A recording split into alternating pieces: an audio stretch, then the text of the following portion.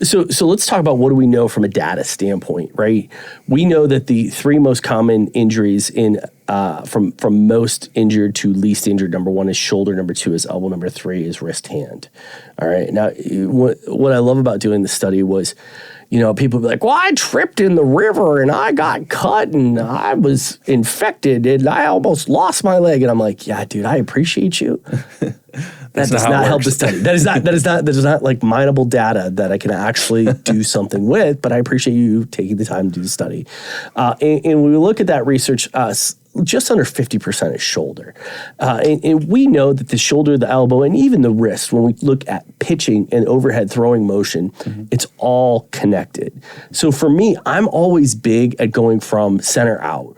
So if you have a leg issue, I'm going to start with your hip and your low back and your core before I work on your knee or work on your ankle or foot. Now, obviously, there's times when that's not always true. But when an upper extremity issue, you want to work on the shoulder. All right. So there are 4 sentinel muscles that are the stabilizing muscles of the shoulder. Those are called the rotator cuff, or for some people, the rotator cup. That is not appropriate, but just in case you say it, I understand what you're saying. And those muscles, the supraspinatus, infraspinatus, teres minor, subscapularis, are actually in the back. They're right around your shoulder blade. And what they do is they control the small motions of the shoulder. So they bring your arm up the first 10 to 15, sometimes 20 degrees. Yep, lifting up. And then they ding out and in. And what that does is your shoulder's like a beach ball. It's a beach ball on a golf tee, all right? And there's cartilage that makes that tee a little deeper. But that rotator cuff muscles, those 4 muscles surround that head and keep it in place. So it's great to have the faux shell muscles, your pecs, your delts, your lats, your traps. But if you are not rotator cuff strong, you are going to be in danger. And, a lot of the reason that we started doing the studies was because I got pissed off like anything else in life. And one of my favorite and honestly probably the best fly fishing casting instructor, Dave Leonard, who's the owner of Orvis Streamside up in Traverse City. I love Dave to death. And the guy that taught me, he's like, you're the second fastest person I've ever taught to double haul. The man is a freaking wizard. But he swore to me every great fly fisherman tears their rotator cuff. Oh, I know. And that's like throwing the gauntlet down to someone who actually likes to do research, who cares about the sport. So that's what really propelled me into doing that. So how do you prevent these issues? All right. So let's start with the shoulder because it is the most injured thing. It's keeping those rotator cuff muscles strong. And that doesn't mean I'm going to go pound out the 50s in the gym and get swole, right? No, man. I mean, these are band exercises where you're working those muscles of external rotation, internal rotation, abduction, taking the arm away from the body. And for me, I have crappy shoulders. I was a Division I water polo player and Division II swimmer in college. And for some godforsaken reason, when you dislocate your shoulders and when you separate your shoulders and you get tendonitis, that kind of hurts when you get into your 30s, 40s, et cetera. Yep. Yeah. Yeah. You hear me. I can see with my eyes that you hear me.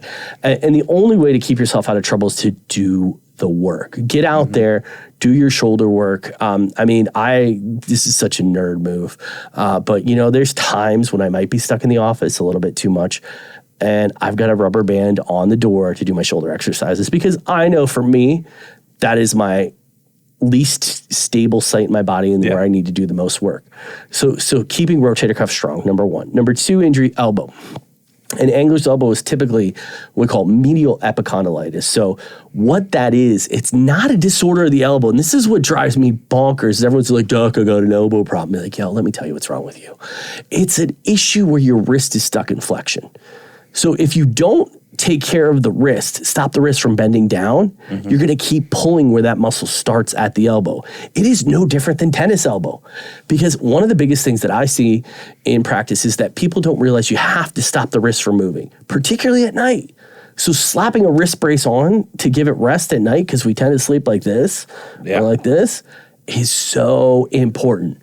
And what's great about angler's elbow, fisherman's elbow, tennis, however you want to call it, right? Golfer's elbow, is that literally you get away with just doing like 2 or 3 exercises and a couple stretches.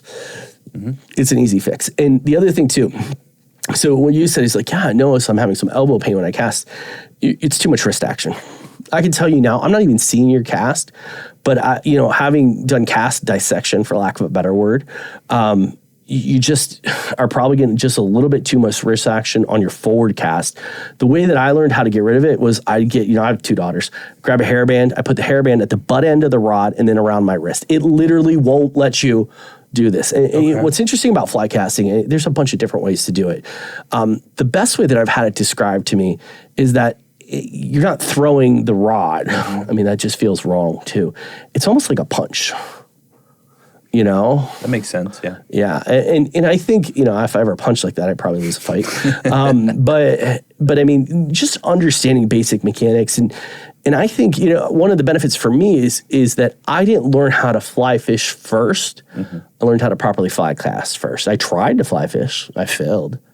Probably not, a lot. But learning how to fly cast first puts you in a much better position to fly fish for longer periods of time. And that's why I think, start with the shoulder, do some things for the elbow when it gets problematic. But if your shoulder's strong, you're not going to have to cheat. We know that when you're throwing heavier weighted flies or heavier weighted fly lines, that is going to put you in a position of trouble. What happens is you'll cheat. Instead of the overhand cast, the safest cast, according to the research, you're going to start coming out to the side. You're not necessarily going to go full sidearm, but you start cheating at 3/4. And what that does is you have to cheat at the elbow, and it pulls right in the medial elbow.